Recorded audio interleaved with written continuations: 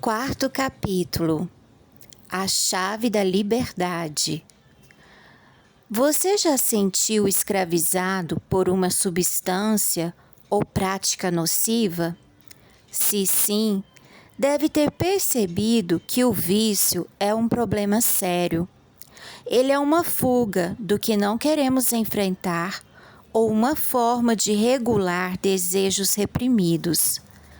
É uma atitude que se tornou disfuncional, muito difícil de quebrar. É um tipo de autoflagelação em que usamos a culpa por algo conhecido para fugir do desconhecido. Em outras palavras, causamos um problema para nós mesmos a fim de termos uma razão para explicar nossos medos e frustrações. Quando algo não está bem resolvido na vida e o custo emocional para solucionar essa questão é muito alto, consciente ou inconscientemente, criamos mecanismos de fuga para não ter que enfrentar determinado problema. E um desses mecanismos é o vício. Ao entrar no mundo do vício, estamos sem saber, trocando nosso bem-estar por migalhas de prazer, com o intuito de fugir do enfrentamento principal. Queremos evitá-lo ou dizemos para nós mesmos que não há solução. Assim, as frustrações, a infelicidade e o fracasso podem ser explicados por algo palpável: o vício. Ele pode ser exemplificado pela metáfora de um túnel subterrâneo usado para a fuga de um presídio. É oculto, cavado em lugares sujos e longe do olhar perscrutador das pessoas. Para passar por ele, é preciso se abaixar e se arrastar. Leva o indivíduo para longe do lugar que o aprisiona. É uma válvula de escape. Ao passar pelo túnel, a pessoa se suja e machuca. Entra em contato com animais repugnantes e pode contrair várias doenças. Mas no caso do vício, como uma doença emocional, depois de rastejar pelo túnel, todos os dias ela volta para a prisão. Assim, nunca se liberta de fato. Uma forma de sair da prisão. Há vários tipos de situações que nos confrontam com desafios emocionais. Por exemplo, problemas no casamento, desajuste social, conflitos pessoais, frustração profissional, identidade sexual, insatisfação no sexo, dificuldades financeiras, sentimento de rejeição, descontentamento com a vida, crise existencial, tédio, perda de fé, questionamentos morais e religiosos, repressão familiar ou social e personalidade instável. São várias as situações que provocam sentimento de desajuste e frustração, para as quais o indivíduo não enxerga uma solução, ou nas quais não está disposto a enfrentar o custo da mudança. Essa condição provoca a sensação de aprisionamento mental, isto é, de uma vida que oprime. Então, nesse contexto, os vícios oferecem a ilusão de uma fuga libertadora, um lugar sujo, escondido. Para fugir em geral, procuramos mecanismos de geração de prazer de maneira escondida, ou pelo menos não habitual para nossa realidade, com algumas exceções. O vício tende a ser uma atividade solitária, embora isso não seja uma regra definitiva. Tudo começa com atividades que vão provocando uma descarga química prazerosa no cérebro, com um efeito incrível. Aquilo dá uma sensação nova, diferente, poder, prazer e satisfação. O fato de ser algo proibido ou de difícil acesso acentua ainda mais o sentimento de conquista. Finalmente, experimentamos o poder de conseguir algo que substitua as frustrações. No entanto, na maioria das vezes, as atividades que promovem esse efeito estão relacionadas com um mundo proibido, moralmente divergente do nosso contexto, criminoso ou no mínimo questionável ou reprovável. Ou seja, trata-se de um lugar sujo, secreto, e esse lugar passa a ser nosso refúgio solitário, longe das pessoas ou do contexto que nos aprisiona, longe do olhar perscrutador das pessoas. Uma das formas de nos sentirmos aprisionados em nossas frustrações é o julgamento alheio. A vida esquadrinhada por outros é pesada, e a sensação de ser avaliado constantemente traz uma sobrecarga emocional difícil de lidar. Isso é especialmente verdade no contexto moral religioso. Há pessoas que vivem constantemente com essa carga, sempre sob o pesado olhar de seus semelhantes. Assim, obter uma forma de fuga, ainda que temporária, longe desses olhares é libertador.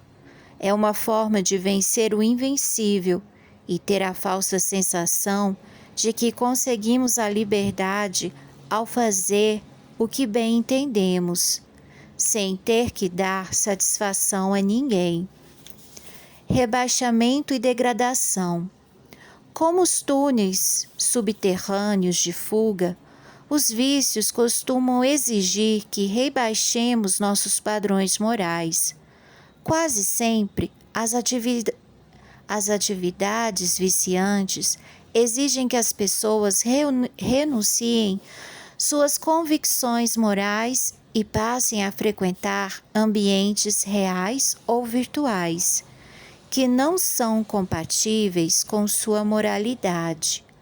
Com o tempo, essa prática se torna mais frequente e a pessoa vai se soltando mais, perdendo o medo de ser descoberta, a vergonha e o pudor. Vai cavando mais e mais profundamente, pois um dos problemas do vício é que o indivíduo desenvolve tolerância, ou seja, precisa de doses cada vez maiores ou mais pesadas do estímulo para poder sentir prazer. O desejo incontrolável e irreprimível toma o lugar do prazer e a pessoa vai se rebaixando ainda mais. Machuca e pode causar doenças. Os vícios provocam diferentes tipos de prejuízos, problemas físicos, mentais, financeiros, morais e sociais. A pessoa se destrói aos poucos, implodindo-se. Não há como sair ileso. Os comportamentos viciantes acabam com a autoestima e a sensação inicial de poder dar lugar ao sentimento de fracasso. Pode haver uma série de problemas de saúde associados à prática de um vício, dependendo do seu tipo. Doenças transmissíveis, falência de órgãos, distúrbios emocionais, episódios de agressão, entre outros. Além disso, os vícios não afetam apenas os viciados, mas também as pessoas ao seu redor. Diferentes tipos de vício: cigarro, sexo, doces, consumismo, jogos eletrônicos, drogas, redes sociais, medicamentos, pornografia, apostas, álcool, comida. Pensamentos escravizados. Vício é uma prática destrutiva que supera as convicções morais e escraviza o pensamento. Passos progressivos são dados em direção ao abismo.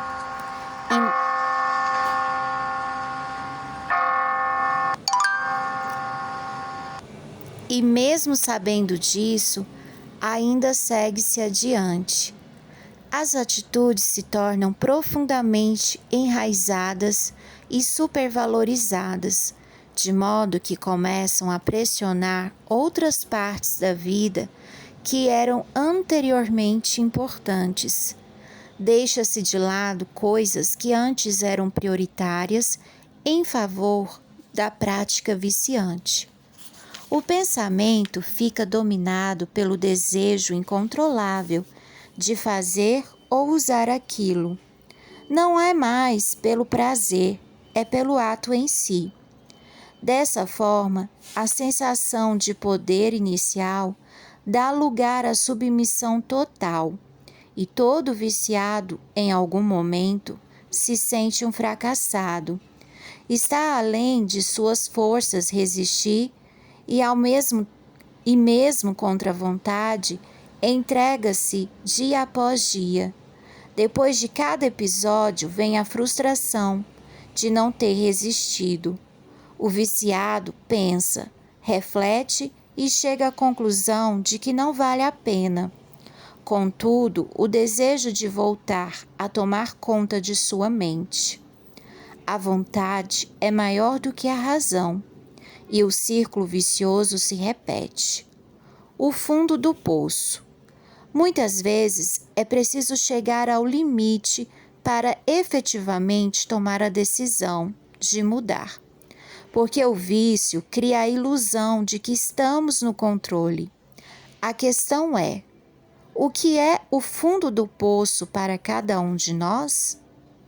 Os vícios roubam tudo: a dignidade, os recursos, a fé, a família e os amigos. São como um monstro insaciável que não se mostra de uma vez. Vai se apresentando aos poucos, demonstrando seu apetite gradativamente, devorando uma parte da vida de cada vez, fazendo-nos acreditar que ainda temos o domínio da situação. Os resultados são casamentos destruídos, empregos perdidos, conflitos familiares e, em casos mais severos, agressões físicas, roubos e até assassinatos. Tudo em favor do desejo incontrolável de fazer algo sabidamente destrutivo.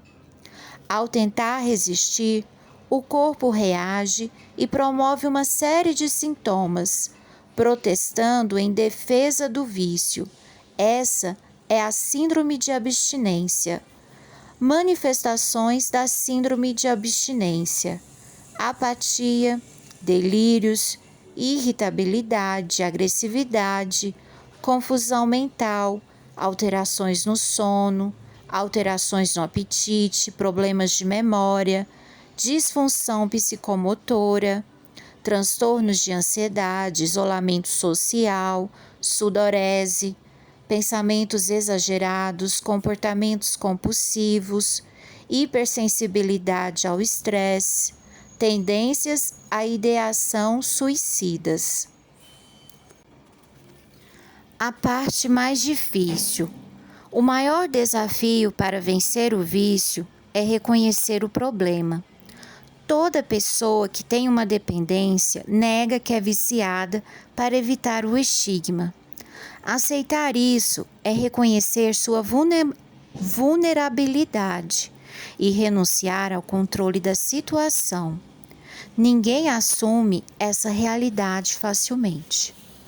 O estigma de viciado pode reforçar a vergonha associada ao uso de substâncias e a histórias de traumas, o que torna as recaídas muito mais prováveis. Ademais, viciados em geral são vistos como fracassados, embora nosso julgamento dependa muito do contexto social. Viciados podem despertar compaixão ou repulsa, a depender do contexto social e do tipo de vício. Superando o vício. Para superar o vício, é preciso contar com ajuda, pois o tratamento é mais efetivo quando é fornecido em um contexto de compaixão e entendimento. O grande problema do tratamento do viciado é que, quando ele se abstém do vício, perde a conexão que alimentava seus circuitos emocionais, apesar dos prejuízos evidentes. Então, essa perda provoca um vazio que, se não for compensado adequadamente, torna-se insuportável.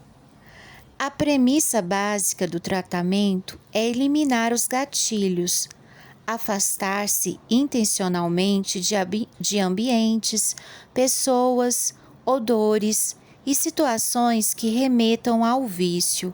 Não há outra escolha. Porém, a simples eliminação não funcionará para a maioria das pessoas e será importante associar terapias complementares. Estratégias de substituição são técnicas para aplacar a síndrome de abstinência no processo de eliminação do vício. O cérebro não assimila bem o abandono de uma prática, mas encontra mais facilidade na troca de uma por outra. Por isso, uma estratégia interessante é substituir aos poucos os gatilhos do vício por hábitos saudáveis ou menos nocivos. Apoio psicossocial é uma excelente medida complementar no tratamento, pois visa suprir o vazio emocional do abandono do vício. Grupos de apoio, como os Alcoólicos Anônimos, provêm um relevante suporte emocional. Familiares, amigos e grupos na igreja também ajudarão na recuperação do viciado.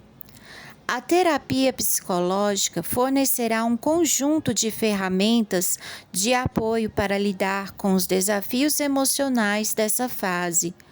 Além disso, o psicólogo poderá avaliar a necessidade de terapia de apoio medicamentosa e encaminhará para o acompanhamento médico em paralelo, se necessário. A terapia medicamentosa poderá ser necessária para lidar com os sintomas da abstinência, especialmente química, e reduzir quadros associados de ansiedade, insônia e depressão. Os passos a seguir ajudarão na luta contra o vício. Primeiro, reconheça. O primeiro passo é reconhecer que é um viciado. Esse termo pesa muito e é extremamente estigmatizante, mas é a realidade. Sem admitir isso, é impossível prosseguir. Reconhecer seu problema é a premissa básica para vencê-lo. É doloroso, mas faz parte do processo.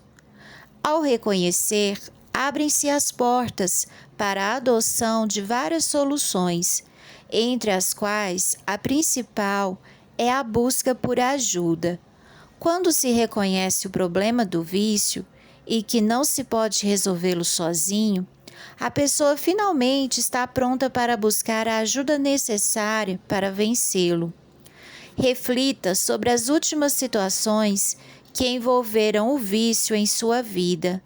Analise quantas vezes cedeu ao desejo incontrolável de agir, mesmo sabendo que era prejudicial para você.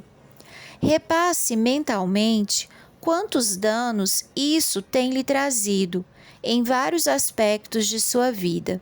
Por fim, Admita que é um viciado e que precisa de ajuda. Segundo, marque uma decisão com um ato. Atos têm um forte valor simbólico e são um marco na luta contra o vício, como um ponto de partida. Use em evento significativo para marcar o abandono do vício. Se for emocionalmente confortável, isso pode ser feito com a presença de pessoas queridas dispostas a ajudar. Estabeleça um ato que represente este momento. Pode ser um objeto para se jogar fora, algo que se queime ou quebre, uma assinatura a ser cancelada. Enfim, algo que possa representar fisicamente uma quebra do vínculo com o vício. Garrafas, latas, taças e canecas, cigarros, cachimbos, seringas e afins. Caixas de medicamento, embalagens de drogas e frascos, baralhos, fichas de aposta e cartões de crédito, senhas do site e cancelamentos de assinatura. O ato simbólico tem o efeito psicológico de marcar o primeiro passo concreto da mudança. Terceiro, crie uma rede de apoio psicossocial. Uma rede de apoio é imprescindível. É de grande ajuda o apoio emocional de um amigo ou voluntários para auxiliá-lo a ver a situação de fora. Essas pessoas serão as guardiãs de sua decisão. Elas ajudarão você nos momentos da tentação de recair e fornecerão suporte emocional nos momentos de fraqueza. Há vários grupos de apoio, vinculados ou não a alguma entidade religiosa. Muitas vezes, a família exercerá esse papel. O importante é ter a humildade de aceitar a ajuda e poder contar com ela. Procure sua família, amigos que não compartilham do vício, colegas de trabalho, grupos de apoio na internet ou ainda alguém dentro da comunidade religiosa que você frequenta, se for o caso. Quarto, comprometa-se. O autoconhecimento será a condição imprescindível para você conseguir se libertar. As pessoas poderão ajudá-lo, mas é o seu comprometimento individual que fará a diferença nos resultados. É preciso querer mudar. Para isso, devemos atentar a 3 aspectos específicos. Físico. Não compare nem tenha acesso ao objeto do vício. Crie uma barreira entre você e ele. Cronológico. Restrinja o tempo ocioso. Situacional. Elimine as situações, gatilhos que despertam o vício. É preciso agir intencionalmente nesses aspectos. Primeiro, jogar fora tudo que estiver relacionado ao vício. Segundo, cancelar toda forma de acesso. Terceiro, afastar-se de pessoas, lugares e situações que induzam ao vício. Quarto, descobrir outras atividades que ocupem o tempo antes dedicado ao vício. É uma verdadeira guerra e cada batalha deve ser travada com todas as forças.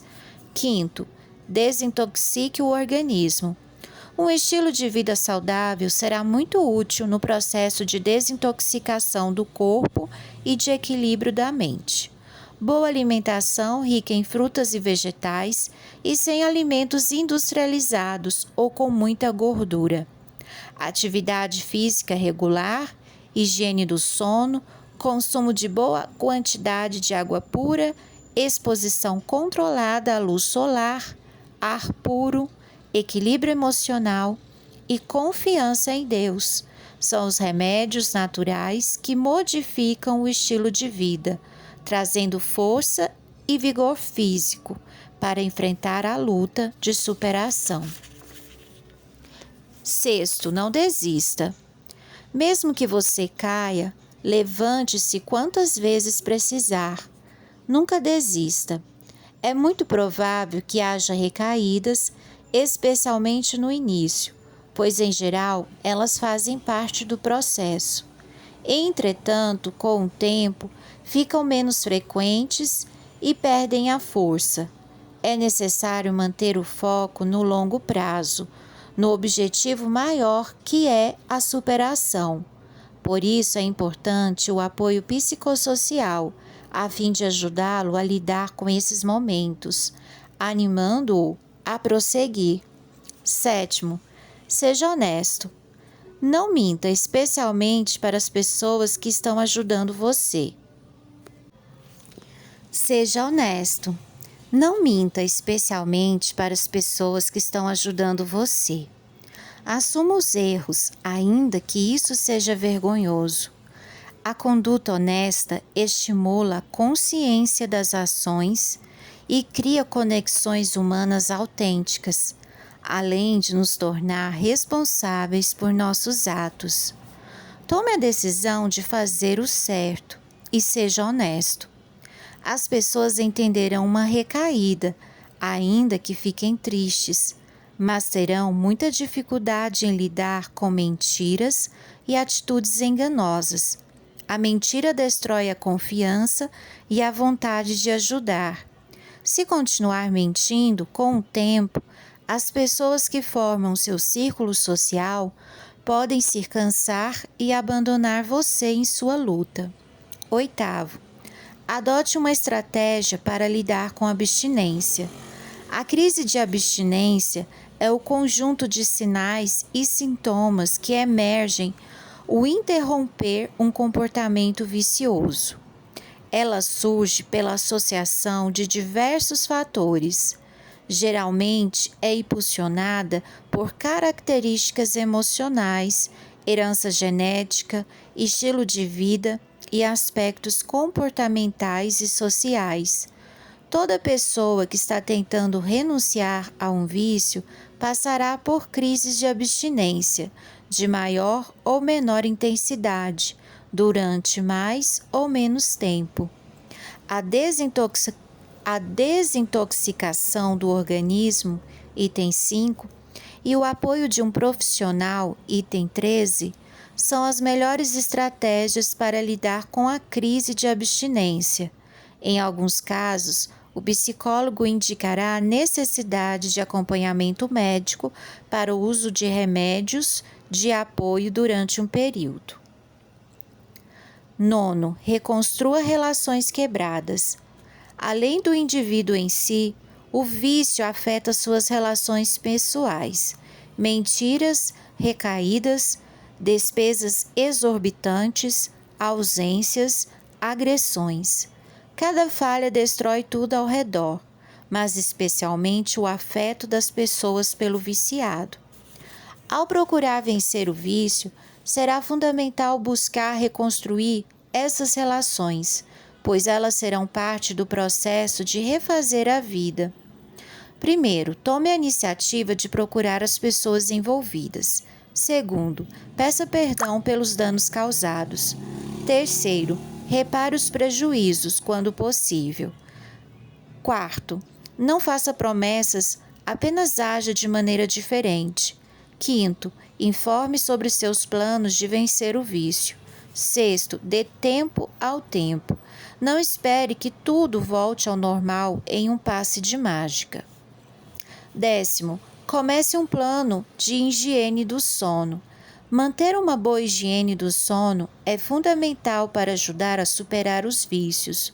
O sono desempenha um papel crucial na restauração da nossa mente e não apenas influencia nossa saúde emocional, mas também afeta diversos outros aspectos, como o metabolismo e a imunidade. Veja na página 21 os passos para uma boa higiene do sono. 11º, adote uma rotina de atividades físicas. Da mesma forma que o sono, a atividade física tem um papel essencial no processo de renovação bioquímica do corpo. serve também como mecanismo de escape para amenizar e eliminar vários sintomas da ansiedade, resultante do processo de luta contra um vício. Confira dicas na página 75. 12º, desenvolva a espiritualidade. Cada pessoa carrega consigo profundas e íntimas necessidades espirituais. No entanto, como seres humanos, tendemos a negligenciá-las. A busca pela espiritualidade e o contato com o divino trazem serenidade ao nosso ser, desacelerando nossos pensamentos e tranquilizando nosso coração. Uma vivência espiritual autêntica não apenas promove a saúde, mas também fortalece nossa capacidade de enfrentar desafios. O sentimento de pertencimento a uma comunidade religiosa oferece força e paz de espírito. 13º, procure ajuda profissional. Na medida do possível, a terapia com o psicólogo ajudará muito. Será um ponto de apoio muito relevante para ajudar a restabelecer algumas pontes quebradas em sua estabilidade emocional. 13º, procure ajuda profissional. Na medida do possível, a terapia com o psicólogo ajudará muito. Será um ponto de apoio muito relevante para ajudar a restabelecer algumas pontes quebradas em sua estabilidade emocional. Esses caminhos precisam ser restaurados para que você possa seguir em frente e superar os desafios emocionais de reconstruir sua vida. Um psicólogo poderá orientar as melhores opções terapêuticas disponíveis e ser um ponto de apoio para a mudança, especialmente na gestão da crise de abstinência. Por ser alguém que está olhando de fora, poderá ajudar a identificar os gatilhos e oferecer alternativas de como lidar com eles, além de avaliar a necessidade de tratamento médico em paralelo com o uso de medicamentos. A chave da virada. No capítulo 15 do livro de Lucas, encontramos 3 histórias de perdas. Uma moeda que não sabia que estava perdida, uma ovelha que sabia que estava perdida, sofria por isso, mas não sabia como voltar ao redil. O filho pródigo, que sabia que estava perdido, sabia como voltar para casa, mas estava preso em seus vícios. Deus é nosso Pai, e seu amor por conosco é incondicional. Esse amor está baseado em seu caráter, não em nossos méritos. Existem muitas pinturas, músicas e diversos livros que evocam a parábola do filho pródigo. O adjetivo pródigo se refere a alguém que desperdiça seus bens em gastos inúteis e foge em busca de horizontes supostamente melhores para viver. A parábola conta a história de um jovem que abandonou o lar, ao mesmo tempo que nos fala de um pai amoroso, perdoador e restaurador, uma vez que o relato enfatiza mais o amor e o perdão do pai do que a frustração do filho. O rapaz em questão se rebelou contra o pai e a família, pediu sua herança e partiu. Era como se desejasse a morte prematura do pai. Mostrou que dava mais valor às coisas do que às pessoas. Adquiriu vícios e neles consumiu seu dinheiro e sua saúde física e emocional.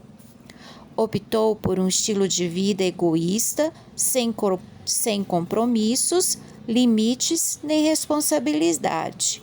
Abusou dos prazeres, gastou seu recurso futuro com excessos e desrespeitou princípios. Privilegiou a independência em vez da vida em família. Com o dinheiro, pôde comprar e conseguir coisas, esquecendo-se de que existem outras coisas impossíveis de comprar, por mais dinheiro que se tenha. Longe da casa de seu pai, teve amigos que só estavam interessados em seu dinheiro. Quando o recurso acabou, os amigos desapareceram. Na fartura, muitos estavam ao seu lado, mas quando a fome chegou, ficou sozinho. Então, teve que fazer o que antes na casa do pai não desejava: trabalhar. O filho pródigo se arrependeu e, enquanto cuidava de porcos, um trabalho considerado impuro para um judeu, finalmente caiu em si, ansiando saborear a comida de sua casa, que outros comiam em abundância. Desejou-se servir do alimento dos porcos, mas não podia fazê-lo. Um dia, o jovem mudou de ideia e reconheceu sua má decisão. Percebeu que o pecado, ou seja, a separação de Deus e de seus princípios, promete liberdade, prosperidade e plenitude, mas resulta em uma vida de escravidão, miséria e vazio. Reconheceu que seu pai era um homem generoso e que servir em casa era muito melhor do que a falsa liberdade que buscava. É o amor de Deus que nos leva ao arrependimento.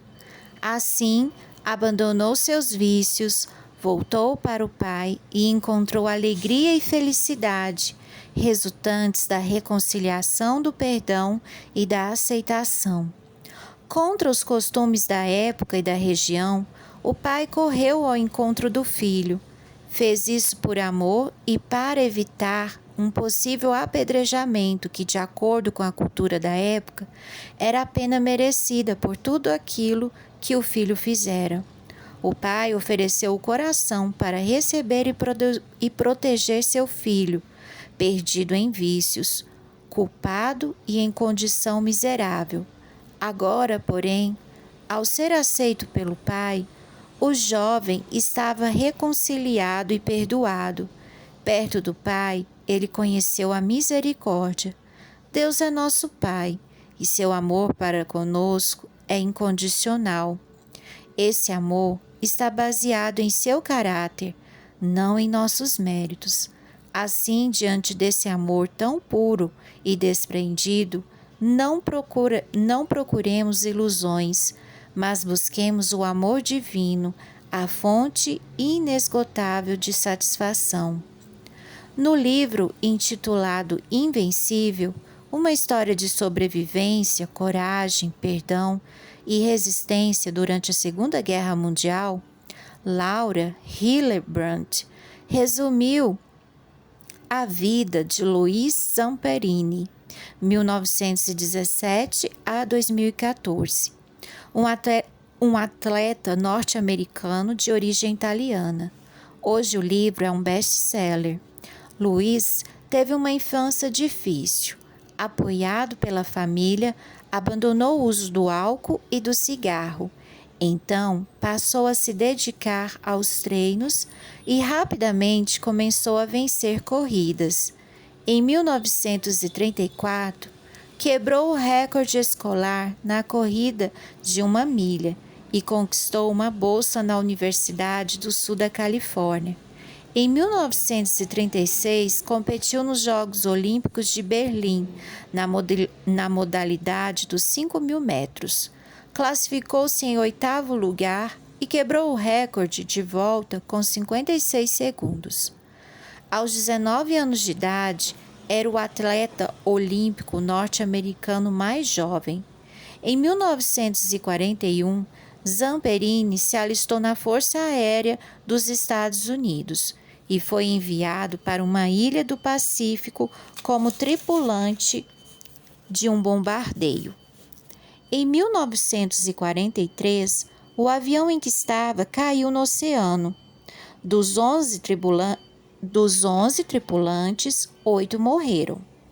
Os 3 sobreviventes, Zamperini, Namara e Phillips, com pouca comida e sem água, subsistiram bebendo água da chuva e se alimentando de peixes e aves que eram comidos crus.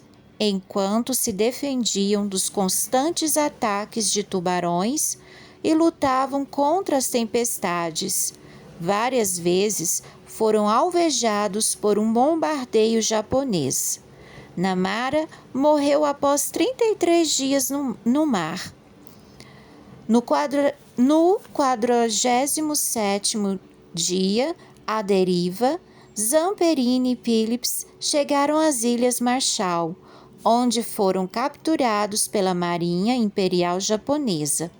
Lá foram aprisionados, severamente espancados e maltratados até o fim da guerra, em 1945. Anos depois, Zamperini reconheceu a Cristo como Senhor de sua vida, tornou-se pregador e saiu em busca de seus torturadores para oferecer-lhes perdão. Muitos deles foram convertidos. Em julho de 2014, aos 97 anos, faleceu em sua casa em Los Angeles, Califórnia, nos Estados Unidos, devido a uma pneumonia. De vícios e de barreiras, um exemplo a ser seguido por sua coragem inabalável e espírito invencível, um lutador que enfrentou vícios, mas também dor, injustiça, bombardeios, naufrágio, fome, tubarões, maus tratos, metralhadoras, torturas, prisão e ódio. Como Zamperini e o filho pródigo da parábola, volte para a casa do Pai.